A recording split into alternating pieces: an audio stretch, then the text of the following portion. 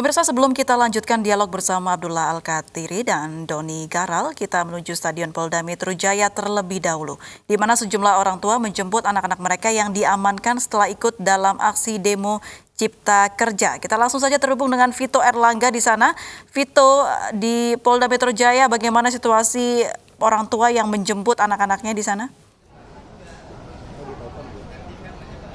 Ya, baik April dan Anissa, dapat kami ceritakan kepada Anda bahwa sampai saat ini puluhan orang tua dari massa yang sempat terlibat dalam aksi demonstrasi rusuh pada tanggal 13 Oktober kemarin saat ini masih berdatangan di halaman Stadion Polda Metro Jaya. Dan seperti yang Anda lihat di layar kaca Anda, saat ini petugas kepolisian sendiri masih terus melakukan pendataan dan memverifikasi data dari anak ataupun orang tua yang menjemput di Stadion Polda Metro Jaya. Untuk syarat penjemputan sendiri adalah masing-masing orang tua dari pelaku demonstrasi rusuh kemarin ini wajib membawa surat pernyataan dengan dilengkapi materai senilai Rp6.000 dan menuliskan surat pernyataan bahwa tidak akan mengulangi perbuatannya kembali. Kemudian juga para orang tua untuk bisa menjemput anaknya ini juga harus menunjukkan fotokopi KTP dan fotokopi kartu keluarga yang kemudian nanti oleh petugas kepolisian disesuaikan sesuai dengan KTP dan KK. Selain itu juga dalam proses ini dapat kami jelaskan bahwa memang sejak siang tadi memang puluhan orang tua sudah mulai menjemput anaknya, namun juga beberapa pelaku anak yang terlibat dalam demonstrasi rusuh juga sampai saat ini beberapa juga belum terdata atau belum dijemput oleh orang tuanya. Ini juga nantinya para pelaku ini akan diminta untuk membuat surat pernyataan oleh petugas kepolisian untuk tidak mengulangi perbuatannya kembali. Dan sebelumnya pada pagi tadi, berdasarkan keterangan yang kami terima, Polda Metro Jaya sendiri telah melakukan pembinaan setidaknya kepada 564 pelaku demonstrasi yang diamankan di Polda Metro Jaya, dan 564 orang ini juga memang mendapatkan sebelumnya juga dilakukan rapid test begitu. Dan berdasarkan data yang kami terima dari Polda Metro Jaya, mayoritas yang terlibat dalam aksi rusuh kemarin adalah 75 hingga 80% ini merupakan anak sekolah, bahkan ada anak yang masih berusia sekolah atau SD atau masih di bawah umur begitu. Dan kemudian sisanya sebanyak 20% ini merupakan mahasiswa dan pengangguran. Kembali ke Anda. Baik, terima kasih Vito Erlangga melaporkan langsung dari stadion di Polda Metro Jaya. Selamat bertugas kembali, Vito. Pemirsa, kita lanjutkan lagi diskusi terkait penangkapan petinggi koalisi Aksi Menyelamatkan Indonesia bersama koordinator tim advokasi kami, Abdullah Al-Katiri, dan tenaga ahli utama kantor staf Presiden Doni Gahral Adian. Saya kembali ke Pak Al-Katiri menyambung yang tadi perbincangan yang terputus. Pak Al-Katiri, sejauh ini tuduhan polisi terhadap Undang-Undang ITE yang dilanggar oleh rekan Anda itu terkait apa? Postingan di media sosial kah? Grup WhatsApp kah? Atau apa, Pak Al-Katiri? Ya, begini, kan kami mendampingi, kami kan bertanya, mereka ini dikenakan pasal berapa? Setelah kami pelajari, rata-rata dikenakan pasal kebohongan, memberikan berita bohong, ya kan, menyebarkan berita bohong atau hoax yang menimbulkan keonaran, ya kan. Jadi saya bingung juga setelah lihat bukti-bukti berupakan chattingan, berupakan dan sebagainya, itu tidak ada perbuatan melawan hukumnya di situ. Itu chattingan terhadap fakta-fakta, kenyataan-kenyataan yang ada di lapangan ini. Nah, kalau memang dituduh bahwa kita menyebarkan hoax atau kebohongan, berarti yang benar yang mana? Kan harus ada pembandingnya. Ini loh yang benar. Begitu kami tanyakan pada penyidik, yang benar gimana kalau kami dikatakan kami itu bohong gitu loh. Ya kan? Dan kalau memang ada pembanding, kan seharusnya ada pembanding. Yang benar yang ini loh, itu pun masih kita kaji, kita uji apa benar bahwa demikian gitu loh. Kan fakta-fakta sekarang ini kan jelas ya. Ada undang-undang Omnibus Law, kemudian ada rancangan undang-undang ideologi ideologi Pancasila dan ideologi apa? Iya, dan sebagainya. Kemudian banyak lagi kemudian undang-undang Covid kemarin, undang-undang nomor 2 tahun 2020 yang di mana jika ada suatu kebijakan yang dibuat oleh pemerintah, oleh Menteri Keuangan itu tidak dapat dibawa ke ranah hukum. Itu semua kan bertentangan dengan Undang-Undang Dasar. Karena semua di Undang-Undang Dasar itu tidak ada orang yang kebal hukum. Nah, seperti hal-hal seperti itu.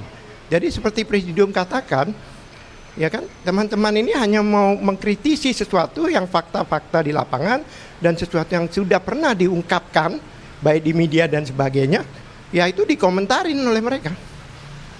Jadi visi dan misi kami contohnya itu jelas, itu gerakan moral dan konstitusional. Baik. Legal konstitusional. Baik, saya ke Pak Doni Gahral. Pak Doni, ya, dengan ditangkapnya sejumlah pemimpin dan juga anggota dari kami, ada tanggapan dari publik bahwa pemerintah anti kritik. Tanggapan Anda? Ya, makanya saya harus pisahkan betul antara hukum dan politik ya. Jadi penangkapan dan penahanan ini adalah proses hukum begitu. Ya, tidak dikaitkan dengan politik ya. Jadi tidak ada upaya untuk misalnya mengkriminalisasikan mereka yang berbeda pendapat ya. Pemerintah selama ini banyak dikritik, banyak digugat ya, tapi toh tidak ada masalah begitu. Jadi saya tidak ingin berkomentar mengenai proses hukumnya karena bukan kapasitas saya. Tapi saya berpendapat bahwa kepolisian bekerja secara profesional ya dalam proses mereka-mereka yang diduga melakukan pelanggaran hukum begitu. Apabila memang ada yang keberatan, terusnya kan ada mekanisme yang bisa ditempuh begitu. Ya, tapi saya hanya ingin mengatakan bahwa tidak ada niat dari pemerintah untuk ya mentersangkakan mereka-mereka yang berbeda pendapat, yang kritis, karena demokrasi kritik itu wajar. Tetapi kemudian ketika demokrasi itu diisi dengan kekerasan dan ada orang-orang yang memobilisasi untuk itu, nah itu yang jadi ada dugaan bahwa para pemimpin kami ini mau memobilisasi massa seperti itu, Pak Doni? Saya tidak berkomentar itu. Saya hanya mengatakan bahwa fakta lapangan kemarin ada kekerasan, ada perusakan begitu, ya. Dan seperti dikatakan ada dugaan, ya, penyebaran berita bohong menimbulkan keonaran. Nah, kalau memang itu disanggah, ya silahkan saja kan begitu. Tapi sekali lagi ini harus dibincangkan dalam koridor hukum, ya, tidak politik gitu. Ya, kita ini negara hukum, ya, artinya semua tindakan ya yang dianggap melanggar hukum atau diduga melanggar hukum akan proses secara hukum, tidak ada sangkut-sangkut dengan politik. Ya, kita bukan seperti zaman yang lalu gitu ya, di mana orang bisa ditahan karena aktivisme politik. Kalau sekarang kan tidak gitu. Ya, setiap hari kita lihat orang kritis di medsos, orang kritis di ruang publik, tapi toh tidak ada masalah ya. Jadi kalau memang ada keberatan, ada penolakan atau apa, ada mekanismenya begitu. Tapi sekali lagi dudukan ini dalam proses hukum, ya, tidak politis gitu. Ya, artinya sekali lagi saya hanya ingin menanggapi tadi, apakah ini penggiringan opini, apakah ini penggalangan opini untuk menyudutkan satu kelompok? Tidak. Ya, semua sama di mata hukum dan semua akan diproses secara dengan aturan perundang-undangan yang berlaku. Begitu, Mbak. Baik, silakan Pak Alkatiri ditanggapi. Iya, jadi begini, Mas Doni ini selalu mengatakan mekanismenya. Sekarang pertanyaan saya, apakah yang dilakukan oleh kepolisian itu sudah sesuai dengan mekanismenya, prosedurnya? Ini kan suatu kejahatan yang bukan extraordinary crime. Ini bukan teroris, bukan narkoba dan sebagainya. Seharusnya proses-proses prosedur yang seharusnya dilakukan itu harus dilakukan. Contohnya, ada kan pemanggilan lebih dahulu, pertama, kedua, ketiga, barulah Kalau memang tidak hadir, baru diadakan penangkapan. Ini rekan Anda langsung dicokok di Dan tempat, kan Pak? ditangkap begitu aja. Iya, semuanya demikian. Dan kebanyakan kalau nggak pagi hari, malam hari yang dilakukan, ya kan? Itu kan secara psikologis itu kan sudah pelanggaran HAM sebenarnya, gitu loh. Ya, artinya begini, kalau memang ini bukan sesuatu yang dikatakan tidak ada apa-apanya, kenapa harus dilakukan dengan tergesa-gesa dan seperti itu? Pertanyaan saya, apalagi beliau ini KSP ya kan pasti tahu, tunjukkan pada kami kebohongan apa yang dibuat sehingga dia kena pasal kebohongan, yaitu satu pemberitaan penyebaran kebohongan. Satu saja tunjukkan kebohongan Pak apa. Doni. Kami pelajarin semuanya, ya. Coba supaya saya tahu bahwa yang partner bicara saya ini paham permasalahan. Baik, silakan Pak Doni. Karena kami mengikuti. Baik, Pak Al-Kitri mohon maaf ya, saya mewakili kantor staf presiden ya, tidak bisa berkomentar tentang proses hukum yang sedang dilakukan oleh aparat kepolisian. Saya hanya mau menjawab tadi ya pertanyaan apakah ini penggiringan opini begitu ya, apakah ini sebuah penggalangan opini. Saya hanya menjawab itu ya. Soal apakah prosedurnya itu sudah tepat atau tidak, itu kan saya kira itu ranah kepolisian. Dan kalau memang ada persoalan, kan memang ada mekanisme pra-peradilan begitu. Ya, itu saja. Saya Kalau tidak ternyata ingin masuk faktanya ke dalam... ada ketidakadilan atau pelanggaran HAM, seperti apa Pak Doni? Kenapa? Kalau faktanya ternyata tadi yang disebutkan oleh Pak Al-Katiri ada pelanggaran HAM di sana, seperti apa respon dari KSP? Pelanggaran HAM di soal apa? Penangkapan di pagi-pagi atau subuh begitu ya Pak Al-Katiri ya? Saya tidak Ya, terlalu paham di mana pelanggaran HAM-nya. Silakan dijelaskan kembali Pak Al-Katiri. Saya juga bingung ya kalau saya sekarang berkomunikasi dengan orang yang tidak paham. Tolong dihadapkan pada saya orang yang paham gitu loh. Kalau hanya bicara prosedur ini dan sebagainya ya semua memang harus sesuai prosedur. Ya kan? Ya bingung juga. Tolonglah carikan saya betul-betul yang sebanding lah gitu. Supaya masyarakat itu tahu. Karena ini untuk pembelajaran ya. Saya itu mendampingi semua. Baik Pak Anton, kemudian Pak Saganda dan sebagainya. Saya tidak menemukan di situ ada semacam provokasi atau apa, tidak. Mereka itu satu, seperti Pak Anton contohnya. Beliau itu pengamat, bahkan pengamat militer. Beliau itu lulusan Lemhanas, yang mana hal-hal seperti ini sudah sering dibahas di Lemhanas. Kenapa dimasalahkan? Kalau memang mereka mengatakan bohong, berarti kan harus ada pembandingnya. Yang tidak bohong ini loh, ini yang kami ingin tahu. Karena ini kami mau kaji, barangkali yang bohong yang itu. Baik, kami akan Pak Al-Katiri mungkin boleh saya perjelas bahwa penangkapan rekan-rekan Anda data yang hanya tersangka ITE itu seperti tersangka makar gitu. Dicokok langsung di tempat. Loh bukan, artinya kalau itu kejadian yang biasanya ditangkap, dan ini bukan tertangkap tangan ya, kejadian apalagi yang punya Anton itu sudah berapa bulan, berapa tahun yang lalu dan sebagainya itu dimasalahkan gitu, 5 bulan yang lalu kalau nggak salah. Kan aneh, bukan tertangkap, kenapa harus tergesa-gesa gitu loh. Berarti dipermasalahkan sikap dari penegak hukum yang tidak narkoba, kemanusiaan begitu ya Pak, ada kemanusiaannya begitu ya Pak Al-Katiri ya. Ini cuma pasal yang ancaman pidananya 4 tahun dan sebagainya. Bagaimana bisa menghadapi sholat, bahkan yang menangkap pun puluhan orang. Bayangkan, apa nggak stres? Ini seorang yang intelektual, pengamat. Bahkan dia sebagai ketua forum anak TNI dan polisi gitu. Dan dia mempunyai kewajiban moral dan dia berhak untuk mengkaji itu semua. Kan kalau hukum itu kan tidak berhak, dia berhak. Karena dia pengkaji yang mengaji itu.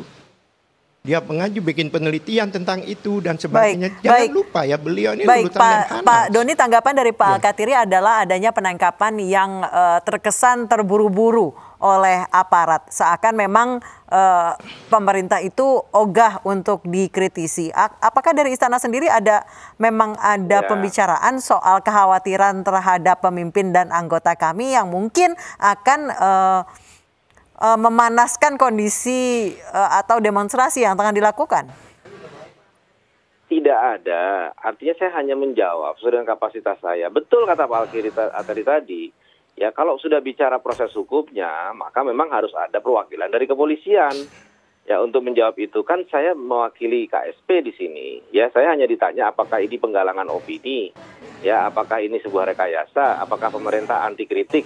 Ya, saya dari mewakili pemerintah, saya mengatakan tidak ada begitu, tidak ada upaya untuk membungkam kritik, ya, atau mengkriminalisasi mereka yang berbeda pendapat. Hanya itu, Mbak, yang bisa saya Laporan sampaikan. dari pihak kepolisian dan juga pembicaraan di lingkup Jadi KSP tidak sendiri. ada kekhawatiran sama sekali dari pemerintah terhadap mereka yang berbeda pendapat. Tidak ada sama sekali.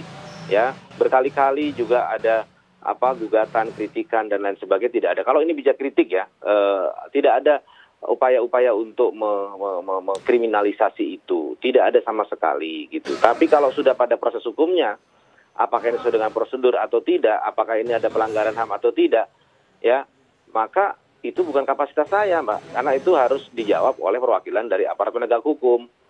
Begitu. Baik, kalau dari kacamata Anda dengan adanya mungkin benar adanya pelanggaran hak asasi manusia, apakah itu sudah dibiarkan atau bisa diambil langkah yang lebih tegas begitu? Ya, itu kan asumsi, Mbak. Itu kan asumsi dan itu tentu saja sekali lagi ya, yang menjawab apakah itu benar ada pelanggaran atau tidak itu bukan kami begitu. Bukan kami dalam artian pemerintah ya. Ya, tapi dalam artian dalam hal ini ya para penegak hukum ya. Jadi itu kan saya kira ada prosedurnya ya, ada aturannya, apakah ada terjadi abuse di situ. Nah, itu kan saya kira harus ditanggungjawabkan dan harus diklarifikasi. Itu silakan saja begitu. Tapi sekali lagi kalau dari pemerintah ketika ditanyakan apakah penangkapan ini ada kaitannya dengan sikap pemerintah yang anti terhadap mereka-mereka yang berseberangan, tidak ada sama sekali. Begitu, Pak. Baik, terima kasih Pak Al-Kathiri, juga terima kasih Pak Dodi sudah bergabung dan berbincang bersama kami di Anyu Sore. Selamat sore. Pemirsa, setelah sempat menuai pro kontra, draft final Undang-Undang Cipta Kerja akhirnya secara resmi diserahkan kepada pemerintah. Penyerahan dilakukan oleh Sekjen DPR RI Indra Iskandar kepada perwakilan pemerintah di Kantor Sekretariat Negara Jakarta.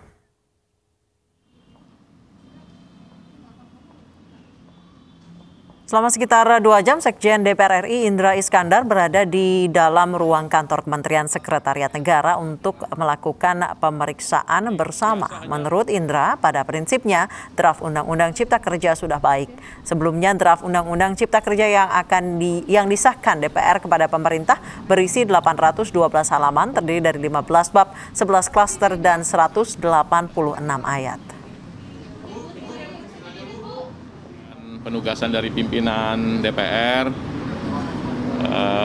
RUU tersebut sudah kami serahkan kepada Sekretariat Negara dan sudah diterima dengan baik. Saya kira itu ya. Agak lama Pak, kayaknya tadi sekitar 2 jam di dalam ada pembahasan. Sambil dilihat-lihat isinya gitu ya. Jadi prinsipnya nggak ada masalah.